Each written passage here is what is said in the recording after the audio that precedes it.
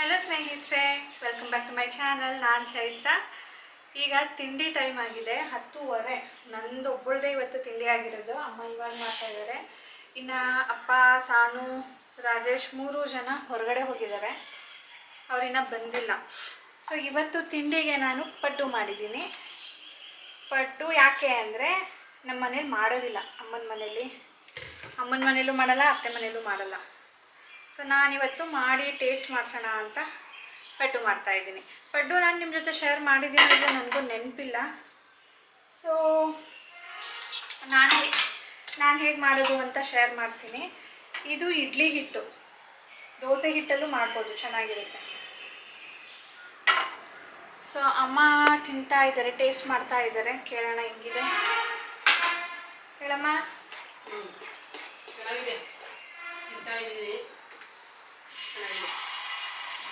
ಯಾವತ್ತೂ ತಿಂದಿಲ್ಲ ಅಲ್ವಾ? ನಾನು ಎಲ್ಲಿ ತಿಂದಿದ್ದೆ, ಫಸ್ಟ್ ಟೈಮ್ ರಾಜೇಶ್ ಹೊರಗಡೆ ಒಂದು ಸಾರಿ ತಿನ್ನಿಸಿದ್ರು. ಪಡ್ಡು ಅಂದರೆ ಏನು ಅಂತಲೇ ಗೊತ್ತಿರಲಿಲ್ಲ ನನಗೆ. ರಾಜೇಶ್ ನೀನು ತಿಂದಿಲ್ವಾ, ಬಾ ತಿನ್ನಿಸ್ತೀನಿ ಅಂದ್ಬಿಟ್ಟು ಒಂದು ಸಾರಿ ತಿನ್ನಿಸಿದ್ರು ಅವರು. ಅದು ಚೆನ್ನಾಗಿ ದಪ್ಪಕ್ಕಿರುತ್ತೆ. ಅದು ಕಲ್ ಮೇಲೆ ಡಿಪೆಂಡು, ತವಾ ಮೇಲೆ ಡಿಪೆಂಡು. ಇದಕ್ಕೆ ಪಡ್ಡು ತವಾ ಅನ್ನೋದು. ಮೀಡಿಯಮ್ ಫ್ಲೇಮಲ್ಲೇ ಹಾಕ್ಬಿಟ್ಟು ಬೇಯಿಸ್ಬೇಕು. ಇಡ್ಲಿ ಥರ ಬೇಯಿಸ್ಬೇಕು. ಇಡ್ಲಿ ಸ್ಟೀಮಲ್ಲಿ ಬೇಯಿಸೋದು, ಇದು ಡೈರೆಕ್ಟ್ ತವಾ ಮೇಲೆ ಹಾಕೋದು. ಗ್ಯಾಸ್ ಮೇಲೆ ಇದಕ್ಕೆ ಒಗ್ಗರಣೆ ಕೊಡಬೇಕು. ಕ್ಯಾರೆಟ್ ಹಾಕಿದ್ದೀನಿ, ಈರುಳ್ಳಿ ಹಾಕಿದ್ದೀನಿ.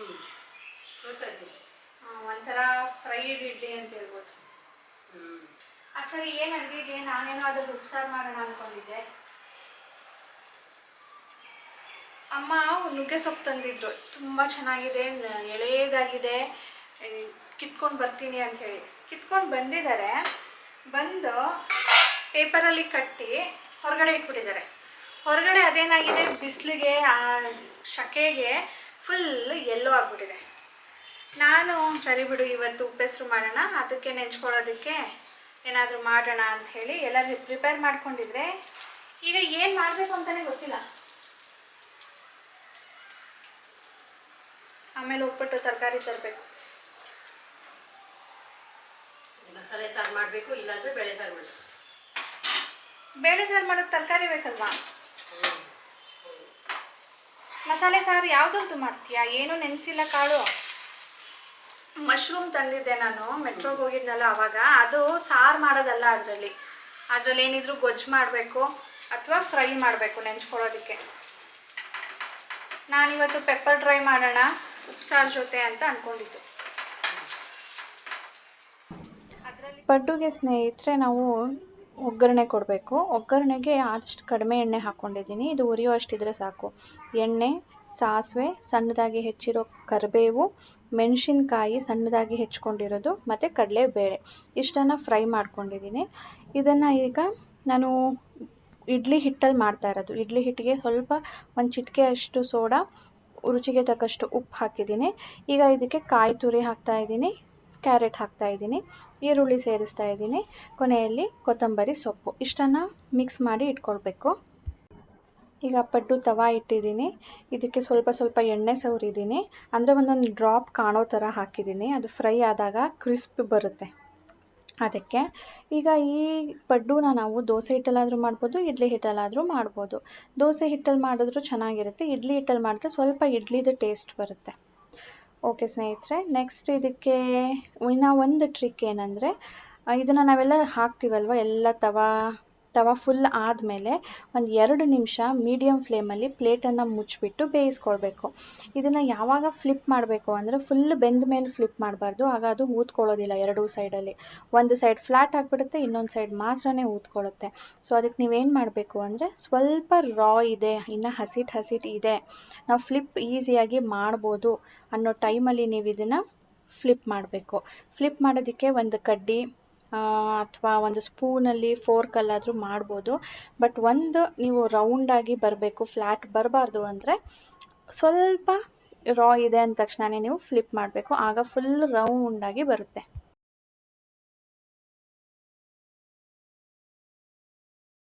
ನಮ್ಮ ಅಮ್ಮನ ಜೊತೆ ನೋಡಿ ಶಾಪಿಂಗ್ ಬಂದೆ ಇವತ್ತು. ನಮ್ಮಮ್ಮ ಬಂದಾಗ ಅವ್ರಿಗೆ ಶಾಪಿಂಗ್ ಕರ್ಕೊಂಡು ಬರಲೇಬೇಕು. ಏನೇನು ಬೇಕೋ ಎಲ್ಲನೂ ನೋಡಿ ತಗೊಳ್ತಾರೆ. ಬಿಸ್ಕೆಟ್ಸ್, ಸ್ನ್ಯಾಕ್ಸ್ ಇನ್ನು ಬಂದಮೇಲೆ ಆಫರ್ ಇದೆ.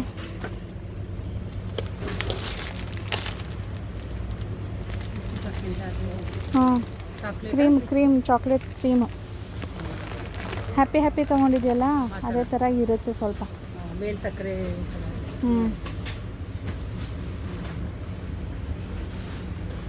ಜಾಮೂನ್ ಬೇಕು.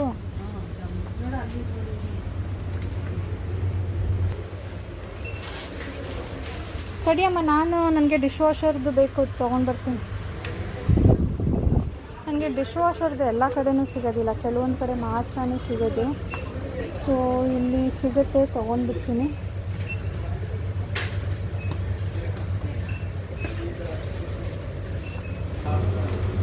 दोन घेत इसके एक काढून देव.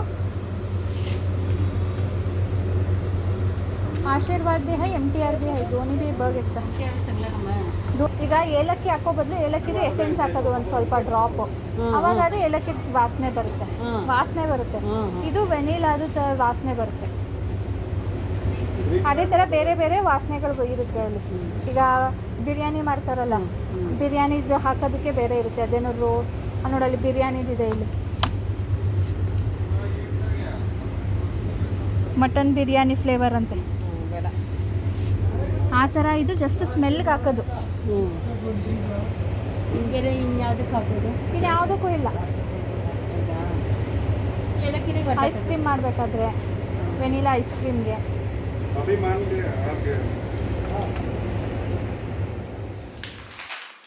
ಅಲ್ಲೆಲ್ಲ ಪ್ಯಾಕ್ ಮಾಡಿಸ್ಕೊಂಡು ಬಂದಿದ್ದಾಯಿತು. ಈಗ ಅನ್ಪ್ಯಾಕಿಂಗ್ ಟೈಮ್.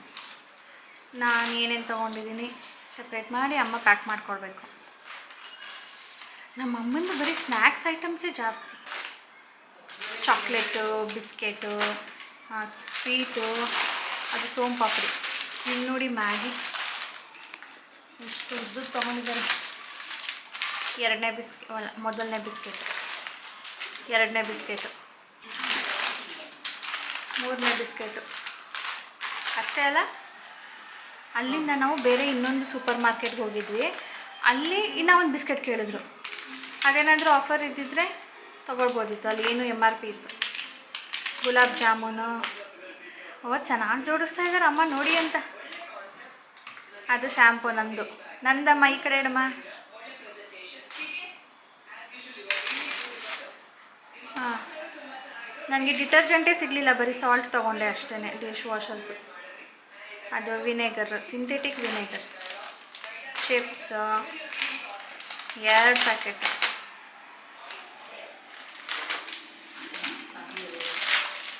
ಅದೇನು ಲಿಟಲ್ ಹಾರ್ಟ್ಸ್ ಮೊಮ್ಮಗಳಿಗೆ.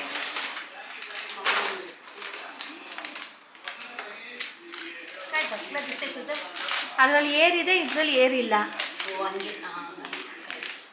ಏರಿಲ್ಲ, ಸಣ್ಣ ಕಟ್ತಾಯ್ತಲ್ಲ ಅಂತ. ಅದು ನಾನು ತೊಗೊಂಡಿದ್ದು ಸಾನುಗೆ ಅಂತ. ಅಲ್ಲ, ಅಮ್ಮನೇ ನಾನೇ ತೆಗೆಸ್ಕೊಟ್ಟೆ. ಅದು ಚಾಕೊಲಾವಾ ಕೇಕ್.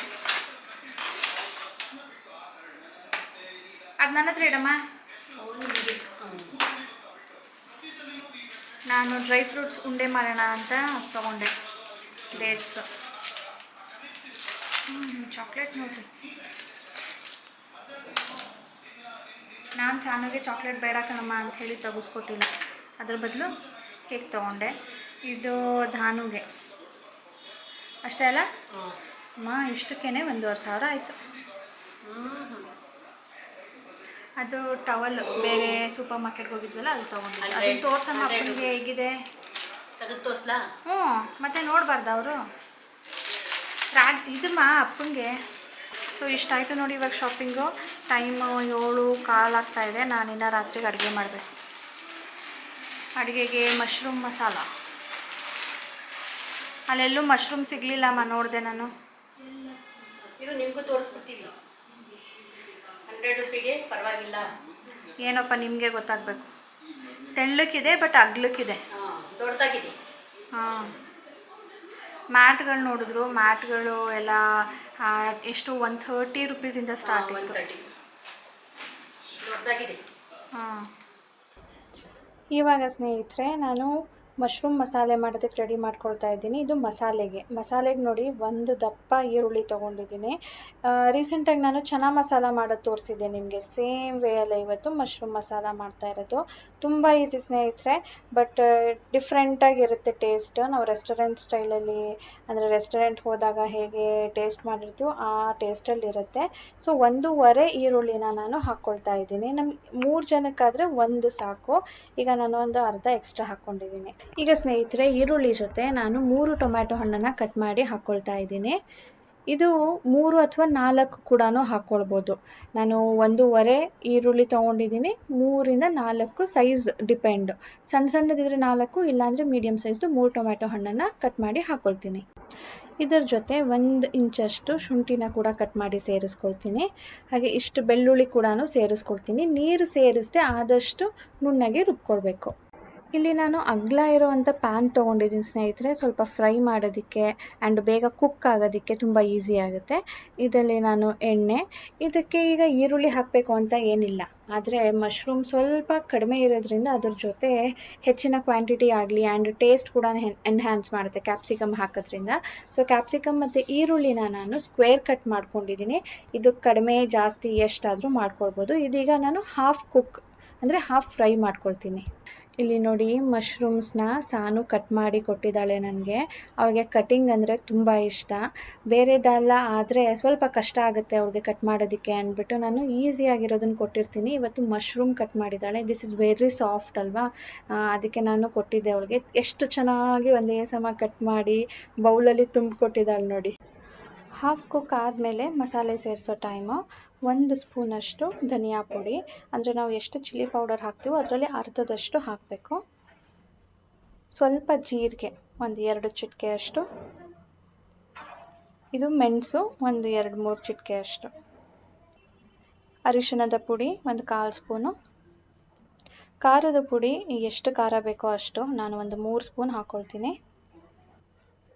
ಇದನ್ನೆಲ್ಲ ನಾವೀಗ 10 to 30 ಸೆಕೆಂಡ್ಸ್ ಫ್ರೈ ಮಾಡಬೇಕು, ಹಸಿ ವಾಸನೆ ಹೋಗುತ್ತೆ. ನಾನು ಕಟ್ ಮಾಡ್ಕೊಂಡಿರೋ ಮಶ್ರೂಮ್ನ ಸೇರಿಸಿದ್ದೀನಿ. ಇದನ್ನು ಕಟ್ ಮಾಡೋ ಮುಂಚೆನೇ ನಾನು ಚೆನ್ನಾಗಿ ವಾಶ್ ಮಾಡ್ಕೊಂಡಿದ್ದೀನಿ. ಇದು ಡಾರ್ಕ್ ಆಗಿ ಕಾಣ್ತಾ ಇದೆ ನೋಡಿ ಒಳಗಡೆ ಪೋರ್ಷನ್. ಅದು ಯಾಕೆ ಅಂದರೆ ನಾನು ತಂದು 2 ಡೇಸ್ ಇಟ್ಬಿಟ್ಟಿದ್ದೆ, ಹಾಗಾಗಿ ಅದು ಕಲರ್ ಚೇಂಜ್ ಆಗಿಬಿಟ್ಟಿದೆ. ಇಲ್ಲ ಅಂದರೆ ಅದು ಲೈಟ್ ಬ್ರೌನ್ ಇರುತ್ತೆ ಆ್ಯಂಡ್ ಫುಲ್ಲು ವೈಟ್ ಇರುತ್ತೆ ಮಶ್ರೂಮು. ಸೊ ನೀವು ನೋಡಿ ತೊಗೊಳ್ಬೇಕಾದ್ರೆ. ಇದನ್ನೆಲ್ಲ ಮಿಕ್ಸ್ ಮಾಡ್ತಾ ಇದ್ದೀನಿ. ಈಗ ರುಬ್ಕೊಂಡಿರೋವಂಥ ಮಿಕ್ಸ್ಚರ್ ಹಾಕಿದ್ದೀನಿ. ಇದರಲ್ಲಿ ಈರುಳ್ಳಿ, ಟೊಮ್ಯಾಟೊ, ಜಿಂಜರ್, ಗಾರ್ಲಿಕ್ ಇಷ್ಟನ್ನು ಹಾಕಿ ನಾನು ನೀರು ಹಾಕದೆ ರುಬ್ಕೊಂಡಿದ್ದೀನಿ. ಇದನ್ನು ಫುಲ್ ಮಿಕ್ಸ್ ಮಾಡಿಬಿಟ್ಟು ನಾವು ನೀರು ಎಷ್ಟು ಬೇಕೋ, ಎಷ್ಟು ಥಿಕ್ನೆಸ್ ಬೇಕೋ, ಜಾಸ್ತಿ ನೀರು ಹಾಕೋದಕ್ಕೆ ಹೋಗಬೇಡಿ, ಯಾಕಂದರೆ ಈರುಳ್ಳಿ ಹಾಕಿದ್ದೀವಲ್ವ, ನೀರು ಬಿಟ್ಕೊಳ್ಳುತ್ತೆ. ಸ್ವಲ್ಪ ತಿಕ್ಕಿದ್ರೆ ಸಾಕು. ಉಪ್ಪು ಹಾಕಿಬಿಟ್ಟು ಬೇಯಿಸ್ಕೊಳ್ಬೇಕು. ಜಾಸ್ತಿ ನೀರು ಹಾಕಬೇಡಿ, ಮಶ್ರೂಮ್ ಕೂಡ ನೀರು ಬಿಟ್ಕೊಳ್ಳುತ್ತೆ. ಕೊನೆಯಲ್ಲಿ ಬೇಕಿದ್ರೆ ನೀವು ನೋಡಿ ಮತ್ತೊಂದು ಸಾರಿ ಆ್ಯಡ್ ಮಾಡ್ಕೊಳ್ಬೋದು. ಈ ಗೊಜ್ಜಿಗೆ ಸ್ನೇಹಿತರೆ ನಾನು 2 ಸ್ಪೂನಷ್ಟು ಕಡಲೆ ಹಿಟ್ಟನ್ನು ಫ್ರೈ ಮಾಡಿಕೊಂಡು ಸೇರಿಸ್ತಾ ಇದ್ದೀನಿ. ಇದರಿಂದ ಹೇಳಿದ್ನಲ್ಲ, ಈರುಳ್ಳಿ ಸ್ವಲ್ಪ ನೀರು ಬಿಟ್ಕೊಳ್ಳುತ್ತೆ, ಅದು ಇದನ್ನು ಅವಾಯ್ಡ್ ಮಾಡುತ್ತೆ. ಥಿಕ್ ಬರುತ್ತೆ ಗೊಜ್ಜು, ನೀರು ಜಾಸ್ತಿ ಬಿಡೋದಿಲ್ಲ. ಈಗ ನೋಡಿ, ಎಣ್ಣೆ ಬಿಟ್ಕೊಂಡು ಕುಕ್ ಆಗಿದೆ. ಈಗ ನಾನು ಇದಕ್ಕೆ 1 ಸ್ಪೂನಷ್ಟು ಗರಂ ಮಸಾಲ ಸೇರಿಸ್ತೀನಿ. ಅದರ ಜೊತೆ ಕಸೂರಿ ಮೇಥಿ, ಅದು ಇದ್ದರೆ ಸೇಮ್ ರೆಸ್ಟೋರೆಂಟಲ್ಲಿ ಏನು ಟೇಸ್ಟ್ ಇರುತ್ತಲ್ಲ ಅದೇ ಬರುತ್ತೆ. ಒಂದು ಸ್ವಲ್ಪ ಕಸೂರಿ ಮೇಥಿನ ಸೇರಿಸ್ಕೊಳ್ಬೇಕು. ಸೊ ಇಷ್ಟು ಮಾಡಿದ್ರೆ ಸ್ನೇಹಿತರೆ ತುಂಬ ಡೆಲಿಷಿಯಸ್ ಆಗಿರುವಂಥ ಮಶ್ರೂಮ್ ಮಸಾಲ ರೆಡಿ ಆಗುತ್ತೆ. ಇದ್ರ ಜೊತೆ ರೋಟಿ, ನಾನ್ ಅಥವಾ ಚಪಾತಿ, ಪೂರಿ ಎಲ್ಲನೂ ಚೆನ್ನಾಗಿರುತ್ತೆ. ನೀವು ಒಂದ್ಸಾರಿ ಟ್ರೈ ಮಾಡಿ ಹೇಗಿತ್ತು ಅಂತ ತಿಳಿಸಿ ಸ್ನೇಹಿತರೆ. ವೆರಿ ಈಸಿ ಅಲ್ವಾ. ಇಷ್ಟೆಲ್ಲ ಸೇರಿಸಿದ ಮೇಲೆ ನಾವು 2 ನಿಮಿಷ ಇದನ್ನು ಕುಕ್ ಮಾಡಬೇಕು, ಸಾಕು, ಜಾಸ್ತಿ ಇಲ್ಲ, 2 ನಿಮಿಷ. ನಾನು ಸಾನೂನ ಬೆಳಗ್ಗೆಯಿಂದ ತೋರಿಸಿರಲಿಲ್ಲ. ಹಾಯ್, ಈಗ ನಮ್ಮದು ಸಾನುದು ಊಟ ಆಯಿತು. ಸಾನು DIY ಮಾಡ್ತಿದೆ. ಸಾನುಗೆ DIY ಹೇಗೆ ಇಂಟ್ರೆಸ್ಟ್ ಬಂತು, ನಮ್ಮ ಮಕ್ಕಳಿಗೆ ಹೇಗೆ ಇಂಟ್ರೆಸ್ಟ್ ಬರ್ಸೋದು ಅಂತಿದ್ರಿ. ಅವಳು ವೀಡಿಯೋಸ್ ನೋಡ್ತಾಳೆ, ಎಲ್ಲೋ ಕ್ಲಾಸಲ್ಲಿ ಏನು ಮಾಡ್ತಾಳೆ, ಆವಾಗ ಅದರಲ್ಲೆಲ್ಲ ತೋರಿಸ್ತಾರಲ್ಲ, ಅದನ್ನು ನೋಡಿ ಅವ್ರಿಗೆ ಏನೋ ಮಾಡ್ಬೇಕನ್ಸುತ್ತೆ. ನೋಡಿ, ಏನು ನೋಡ್ದೇ ಮಾಡ್ತಾಯಿದ್ದಾರೆ. ಇದು ಬಂದು ಡೈರಿ. ಡೈರಿಗೆ ಡೆಕೋರೇಟ್ ಮಾಡ್ತಾ ಇದ್ದಾಳೆ. ಅವಳು ಡೈರಿ ಅಂತಿದ್ದು. ಏ ಉಲ್ಟಾ ಡೈರಿ ಇಟ್ಕೊಂಡಿದ್ಯಲ್ಲೇ. ಅಯ್ಯೋ ಹಂಗೆ ಉಲ್ಟಾ ಅಂಟಿಸ್ಬಿಡ್ತಿದ್ಲು ನಮ್ಮ ಹುಡುಗಿ. ಇದಕ್ಕೆ ಕಲರ್ ಪೇಪರ್ ಅಂಟಿಸಿದ್ದಾಳೆ. ಈಗ ಇದನ್ನೆಲ್ಲ ಅಂಟಿಸ್ತಾಳೆ. ಅಮ್ಮ ಅನಿಸ್ತಾ ಇತ್ತು, ನೋಡೋದಲ್ವ ನೀನು? ಕೈ ನೋಡಿ ಹೆಂಗೆ ರೆಡ್ ಆಗಿದೆ, ಬಾಯಿಗೆ ಹಾಕ್ಬೇಡ. ಇಲ್ಲಿ ಊಟ ಮಾಡ್ತಾ ಇದ್ದಾರೆ. ಸೊ ಸ್ನೇಹಿತರೆ, ಇವತ್ತಿನ ವೀಡಿಯೋಲಿ ಏನು ಮಾಡ್ತೀನಿ, ಸಿಗೋಣ ಮುಂದಿನ ವೀಡಿಯೋಲಿ. ನಿಮ್ಗೆ ಇಷ್ಟ ಆಗಿದ್ರೆ ಪ್ಲೀಸ್ 1000 ಲೈಕ್ಸ್, ಇಷ್ಟ ಆಗಲಿಲ್ಲ ಅಂದರೆ ಡಿಸ್ಲೈಕ್ ಬಟನ್ ಕ್ಲಿಕ್ ಮಾಡಿ. ಆ್ಯಂಡ್ ಸಬ್ಸ್ಕ್ರೈಬ್ ಮಾಡದೆ ನೋಡ್ತಾ ಇದ್ರೆ ಪ್ಲೀಸ್ ಸಬ್ಸ್ಕ್ರೈಬ್ ಆ್ಯಂಡ್ ಶೇರ್. ಸಿಗೋಣ ಮುಂದಿನ ವೀಡಿಯೋಲಿ. ಬಾಯ್ ಬಾಯ್.